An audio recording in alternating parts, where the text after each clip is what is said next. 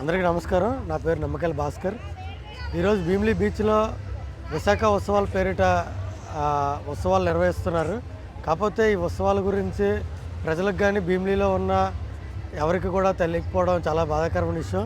ఎందుకంటే 150 సంవత్సరాల చరిత్ర గల భీమిలి మున్సిపాలిటీని జీవీఎంసీలో విలీనం చేసిన తర్వాత లాస్ట్ టైం జీవీఎంసీలో విలీనం చేసినప్పటికీ కూడా భీమిలి ఉత్సవాలు చేయడం చాలా ఘనంగా చేయడం జరిగింది. భీమిలి ప్రజలు ప్రతిపక్షాలు అయితే ఏంటి, మిత్రపక్షాలు అయితే అధికార పక్షం ఏంటి అన్నీ కలుపుకొని భీమిలి ఉత్సవాలు లాస్ట్ టైం చేయడం జరిగింది. ఈ రేటంటే ప్రజాప్రతినిధులకు కూడా భీమిలి ఉత్సవాలకి ఇనాగ్రేషన్ చేయడానికి రాలేదు. అధికారులు కూడా భీమిలి ఉత్సవాలకి ఇనాగ్రేషన్ చేయడానికి ఎవరు రాలేదు.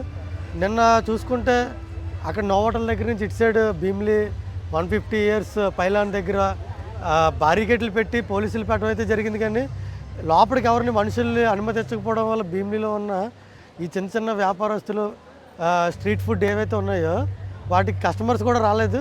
నిన్న స్టేజ్ ప్రోగ్రామ్ దగ్గర లక్షల్లో పెట్టిన స్టేజ్ ప్రోగ్రామ్ దగ్గర ఒక 20 మంది కూడా కూర్చోపోవడం కూడా జరిగింది. అది కూడా దీని అందరికీ కారణం ఏంటంటే ప్రజాప్రతినిధులు కానీ లేకపోతే ప్రభుత్వ అధికారులు కానీ నిర్లక్ష్యం అనేది ఇందులో క్లియర్గా కనిపిస్తుంది.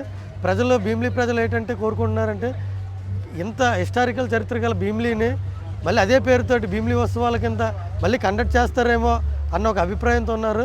దీని మీద అధికారులు ప్రభుత్వాలు స్పందించాలని కోరుకుంటున్నాం. Thank you so much.